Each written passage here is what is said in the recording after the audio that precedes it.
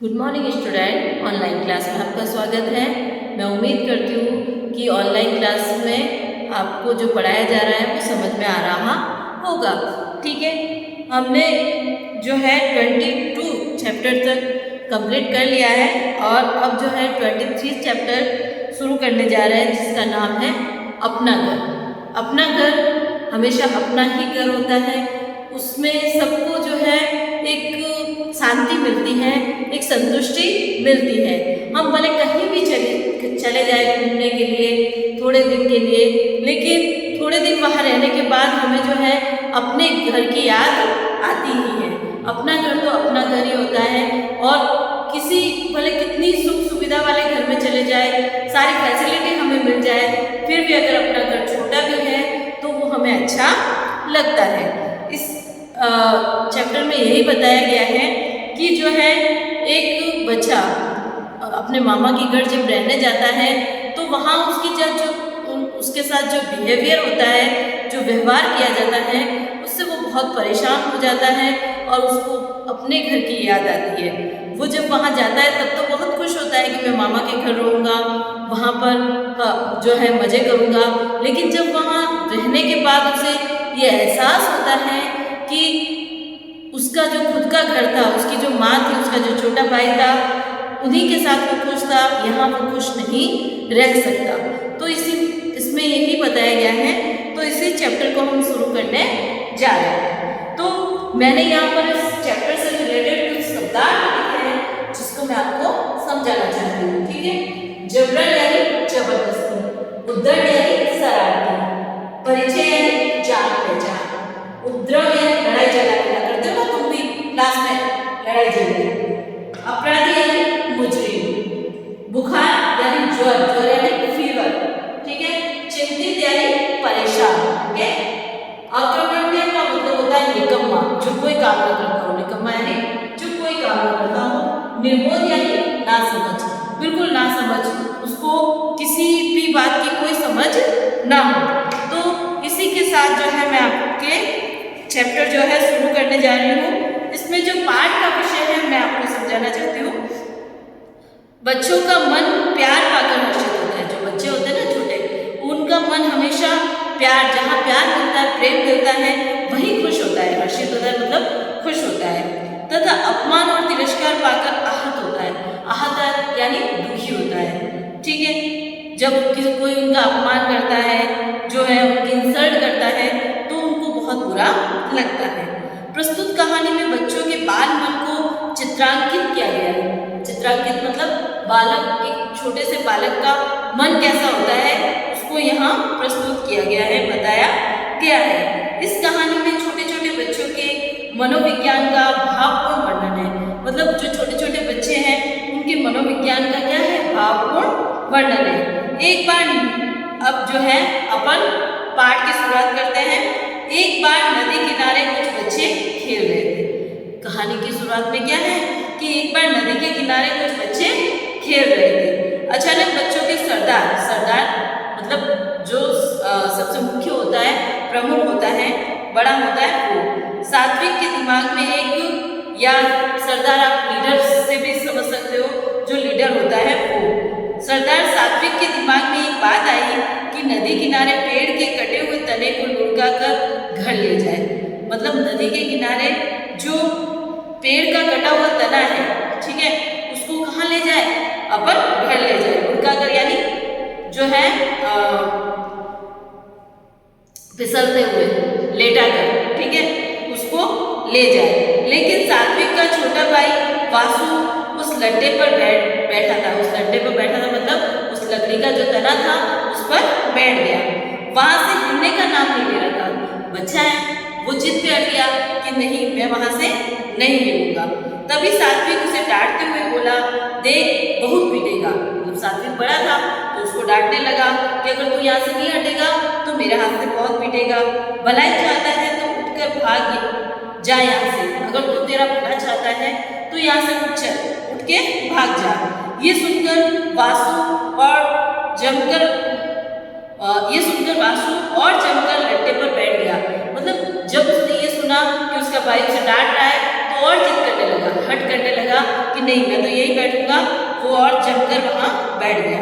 सात्विक ने सुझाया कि इस तने को ऐसे ही धकेल कर ले जाए, धकेल के मतलब धक्का देकर ले जाए, मतलब छो एक ऊपर बैठा और अपन इसको धक्का देकर ले जाते हैं। सभी बच्चे कमर कसकर उस मोटे लट्टे को धकेलने लगे, मतलब धक्का देने लगे। जान लगा कर हैया नहीं है, यहाँ पर जोर लगा कर हैया, मिसप्रिंट हो गया है। जोर लगाकर हैया, जोर लगाकर हैया, शाबाश जवानों हैया, मतलब इस तरह से उनका हौसला बढ़ाया जा रहा था कि हम इसको धकेल सकते हैं, इसको धक्का दे सकते हैं। तना जैसे ही थोड़ा सा लुढ़का यानी थोड़ा सा ये हुआ, टेढ़ा हुआ, वासु लुढ़क कर नीचे गिर गया, वो भी जो है फिसलकर नीचे गिर गया और वह तुरंत उठकर सात्विक पर बरस पड़ा मतलब उससे जो है मारने लगा, ठीक है। उसके नाक को अच्छी तरह नोच कर यानी पूरी तरह से उसके नाक मुंह को जो है नाखूनों से निशान बनाकर घर की ओर भाग गया, ठीक है। और उस दिन का खेल वहीं खत्म हो गया, वो तो चला गया, उसको ऊपर से वो गिरा और उसको सात्विक को मारा और फिर वहां से भाग गया। वो किस्सा तो वहीं खत्म हो गया। वासु के जाने के कुछ देर बाद प्रज्ञा आकर बोली। प्रज्ञा कौन थी? सात्विक की छोटी बहन। सात्विक भैया मम्मी बुला रही है। क्या कह रही थी वो प्रज्ञा कि सात्विक भैया तुम्हें मम्मी बुला रही है। सात्विक बोला मैं नहीं आ रहा, जाकर कह दे। मैं तो नहीं आ रहा, तू जाकर बोल दे। प्रज्ञा जबरन उसे घर ले गई। प्रज्ञा क्या कर गई? उसे जबरदस्ती घर पर ले गई, जैसा कि मैंने यहाँ पर लिखा हुआ है जबरदस्ती, ठीक है। सात्विक अपने को छुड़ा नहीं सका, इसलिए गुस्से से अपने हाथ पैर पटकने लगा। अब वो उसको जबरदस्ती ले जा रही थी तो वो उसको छुड़ा नहीं सका और जबरदस्ती जो है वो हाथ पैर पटकने लगा।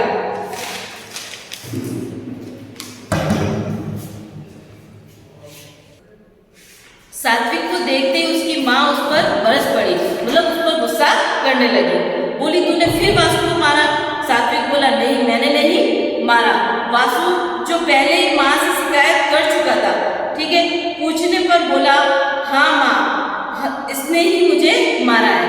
ऊपर से वो मार के आया था, परंतु उसने क्या कर दिया? छोटा भाई था, इसलिए उसने कहा कि नहीं, इसने ही मुझे मारा है। ये सात्विक से सहा नहीं गया, ये जो है सात्विक से बिल्कुल सहन नहीं हुआ और जड़ से जाकर वासु को कसकर एक थप्पड़ जमाते हुए बोला फिर झूठ बोलता है, ठीक है। फिर सात्विक को पता था कि ये झूठ बोल रहा है, क्योंकि मारा तो सात्विक को था, किसने? वासु ने, लेकिन फिर भी जो है वो झूठ बोल रहा था, तो फिर उसने क्या कर दिया? उसको एक थप्पड़ मार दी। माँ ने वासु की तरफदारी करते हुए सात्विक को झकझोर कर उसकी पीठ पर कसकर 2-3 तमाचे जमा दिए, मतलब उसकी पीठ पर मारा। किसने? माँ ने। उसको जोर से हिलाया कि तू ऐसे कैसे कर रहा है, तू अपने छोटे भाई को मेरे सामने मार रहा है। सात्विक ने माँ को धक्का दिया। अब सात्विक को गुस्सा आ गया कि सब जो है उस पर झूठा इल्जाम लगा रहे, तो उसने माँ को क्या कर दिया? धक्का दिया। माँ चिल्लाकर बोली तू माँ पर हाथ उठाता है। ठीक उसी समय काले सफेद बालों वाले एक सज्जन वहां आ पहुंचे और बोले ये क्या कर रहे हो तुम? मतलब जब माँ उसे डांट रही थी कि तू माँ पर हाथ उठाता है, तो वहां पर एक आदमी आ गया जिसके काले और सफेद दोनों मिक्स बाल थे और बोले कि तुम लोग ये क्या कर रहे हो? उन्हें देखते ही सात्विक की माँ खुशी से उछल पड़ी, मतलब बहुत खुश हुई। वो अवाक होकर बोली अरे भैया तुम, मतलब उसके भाई साहब थे, बड़े भाई साहब, कब आए भैया? कहकर उसने भाई को प्रणाम किया, ठीक है, चरण स्पर्श किए। कुछ दिन तो बहुत बड़ी खुशी के साथ बीते क्योंकि सब साथ साथ रह रहे थे। जाने से 1-2 दिन पहले विशंबर बाबू ने, वो सज्जन जो आए थे वो उसके भाई, उसका नाम था विशंबर बाबू, ने अपनी बहन को बुलाकर बच्चों की पढ़ाई के बारे में कुछ पूछताछ की, ठीक है, पूछा कि भाई कैसे चल रही है बच्चों की पढ़ाई। इसके जवाब में सात्विक को उद्दंड का मतलब मैंने आपके यहाँ लिखा है शरारती। क्या होता है? शरारती, ठीक है, शरारतें करने वाला तथा पढ़ाई में मन न लगाने वाला, मतलब बिल्कुल पढ़ाई में उसका मन ही नहीं लगता। और वासु को बड़ा शांत, भला और पढ़ने लिखने वाला लड़का होने की बात उन्हें बताई गई, मतलब कि वासु पढ़ता भी है और शांत भी है और भला भी है, लेकिन जो है सात्विक बदमाश है। ये सुनकर विशंबर बाबू ने बहन से कहा, मैं सात्विक को कोलकाता में अपने पास रखकर पढ़ाऊंगा और लिखाऊंगा। फिर भाई को लगा कि ये अकेले कैसे संभालेगी, क्योंकि वो तो विधवा थी, उसका पति नहीं था। तो उसने कहा कि कोई बात नहीं, मैं सात्विक को अपने साथ ले जाता हूँ और वहीं उसको पढ़ाऊंगा और लिखाऊंगा। विधवा बहन ने भाई का प्रस्ताव मान लिया। प्रस्ताव मतलब उनकी बात मान ली। माँ ने सात्विक से पूछा, क्यों रे, मामा के साथ कोलकाता जाएगा? मतलब तू वास्तव में अपने मामा के साथ कोलकाता जाएगा? इतना सुनते ही सात्विक उछल पड़ा, क्योंकि उसको खुशी हुई कि उसको कहीं और जाने को मिल रहा था। जैसा कि तुम भी होते हो, तुम्हें अचानक कोई कह दे कि तुम्हें मामा के घर जाना है या बुआ के घर जाके रहना है, तो तुम भी खुश होगे। वैसे ही वो भी खुश हो गया। बोला, जाऊंगा, मैं तो जाऊंगा। कब जाएंगे, किस समय जाएंगे, पूछ कर सात्विक ने अपने मामा को तंग कर दिया। अब छोटे बच्चे होते हैं, जब उनको पता चलता है कि उनको जाना है तो वो बार बार प्रश्न करते हैं कि कब जाएंगे, किस समय जाएंगे। चलते समय उसने अपनी मछली पकड़ने का कांटा, जिससे मछली पकड़ी जाती है, पतंग और लठिया यानी वही जो धागा होता है पतंग उड़ाने का, वो सारा कुछ वासु को दे दिया। सब कुछ किसको दे दिया? वासु को दे दिया। कोलकाता में मामा के घर जाकर सबसे पहले उसका परिचय मामी से हुआ। किससे हुआ? मामी से। और परिवार में एक आदमी और बढ़ गया। अब मामी है, उसको लगा कि परिवार में एक और सदस्य जुड़ गया। ठीक है, और इस बात से मामी बड़ी खुश हुई, ऐसा नहीं कह सकते, क्योंकि मामी को खुशी नहीं हुई कि एक और आदमी की देखभाल करनी पड़ेगी, उसके लिए खाना भी बनाना पड़ेगा, उसके कपड़े भी धोने पड़ेंगे, उसके लिए तो काम बढ़ गया था। मामी की प्रेमहीन आंखों में सात्विक भी एक बला के समान था। बला यानी एक मजबूरी, ठीक है, एक मुसीबत जिसे कह सकते हो। तो प्रेमहीन आंखों मतलब मामी की आंखों में कोई प्रेम नहीं दिखाई दे रहा था सात्विक के प्रति। वो उसको क्या, एक बला, एक मुसीबत समझ रही थी। इससे सात्विक के मन को बड़ी ठेस पहुंची, बड़ा दुख हुआ। स्कूल में सात्विक की तरह बेवकूफ और पढ़ने में लापरवाह लड़का दूसरा कोई न था। मतलब स्कूल जब सात्विक का एडमिशन स्कूल में करवाया गया तो वो बहुत बेवकूफ था, उसे कुछ समझ में नहीं आता था और पढ़ने में लापरवाही करता था। और ऐसा लड़का कोई नहीं था, सबसे लापरवाह वही था।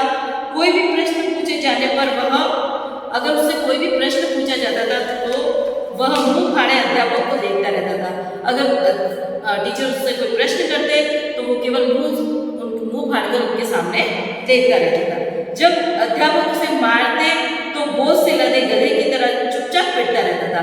मतलब एक गधा होता है ना, उस पर बहुत सारा बोझ लदा हुआ है, ठीक है, ऊपर रखा हुआ है और उसका मालिक उसको मारता रहता है तो भी वो मार खाता रहता है। वैसे ही सात्विक भी जो है उसको कुछ आता तो था नहीं, इसलिए मार खाता रहता था। एक दिन सात्विक ने अपने स्कूल की एक किताब खोली और अध्यापक ने रोजाना उसे पीटना शुरू कर दिया। स्कूल में उसकी ये हालत हो गई कि उसके ममेरे भाई उसे अपना रिश्तेदार बताने में संकोच करने लगे। संकोच यानी उनको शर्म आने लगी। उसका मामा का भाई बेटा भी वहीं पढ़ता था जो उसका भाई लगता था, तो उसको शर्म आने लगी कि ये मेरा रिश्तेदार है, ये मेरा भाई।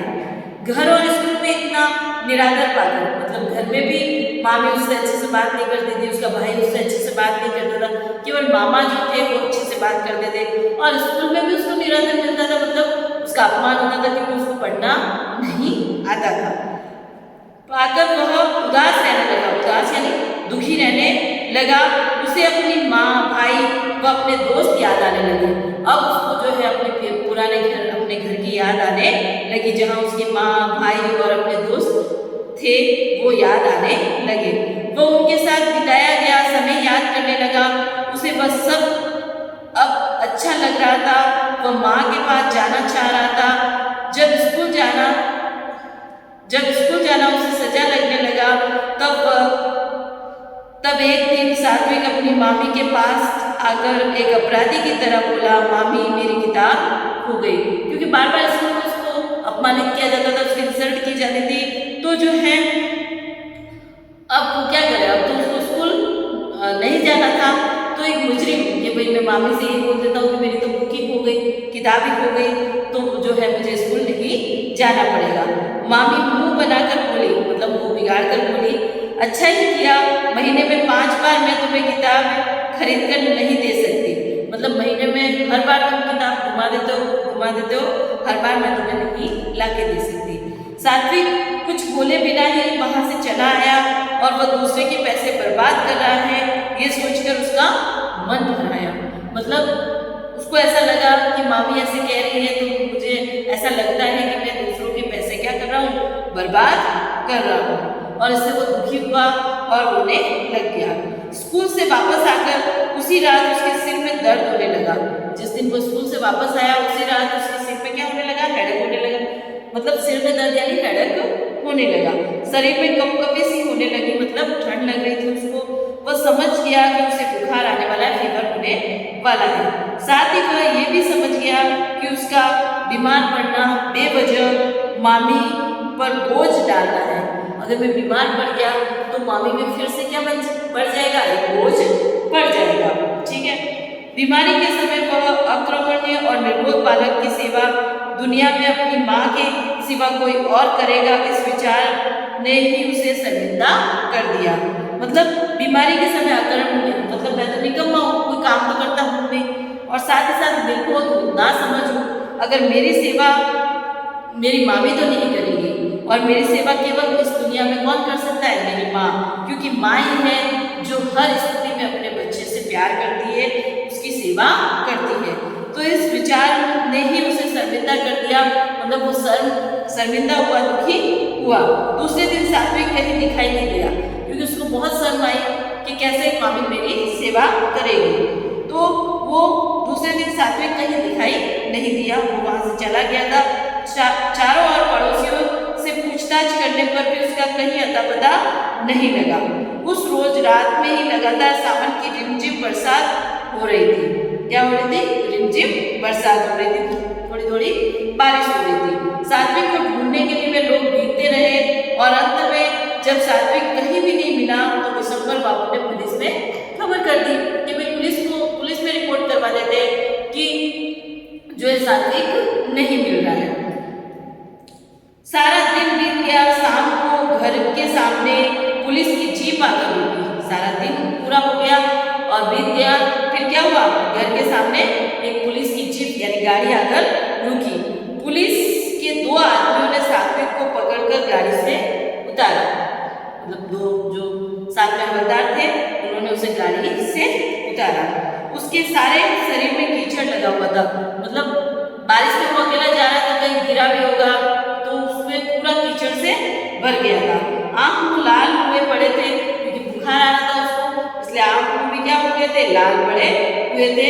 और वह थर-थर कांप रहा था, मतलब ठंड के कारण कांप रहा था। एक तो बीमार था ऑलरेडी और उसके बाद वो बारिश में भीगा था, इसलिए और ज्यादा उसको ठंड लग रही थी। सात्विक को देखते ही मामी गुस्से से बोली, क्यों भाई, पराए लड़के के लिए हम क्यों परेशानी मोल ले।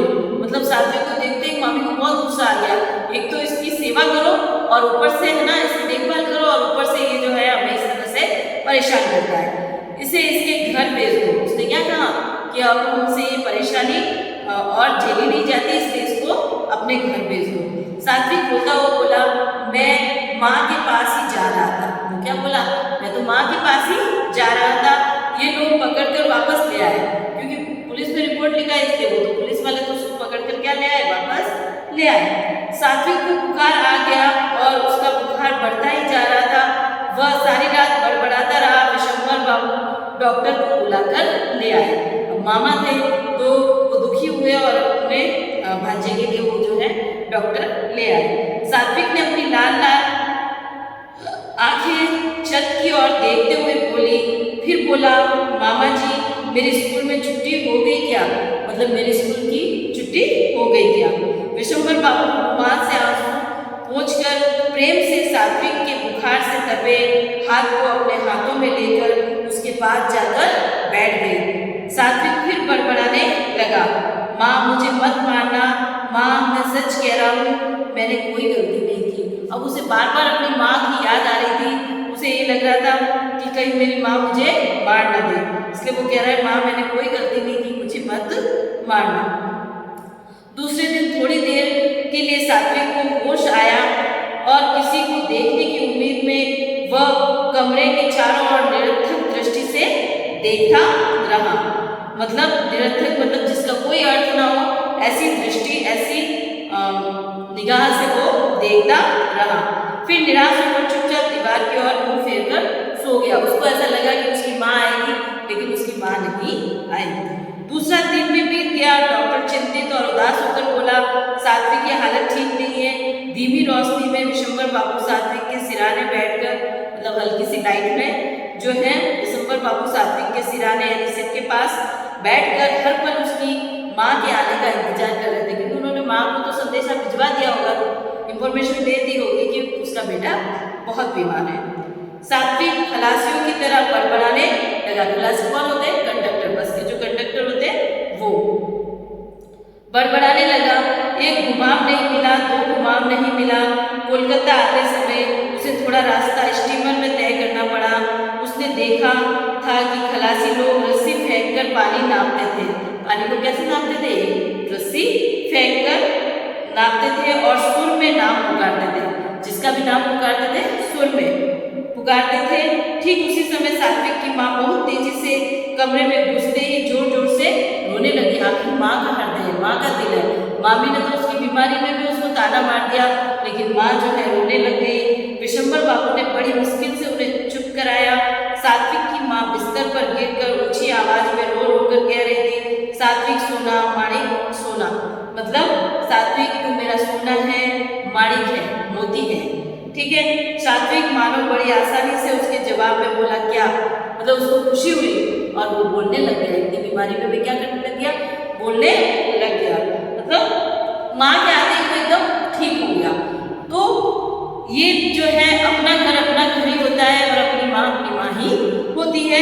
इसी तरह जो है आपको ये चैप्टर अच्छे समझ में आ गया होगा, उम्मीद करती हूँ मैं।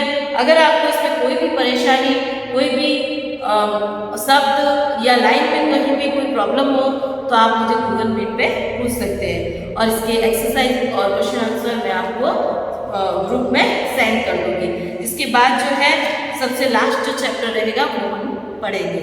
Thank you.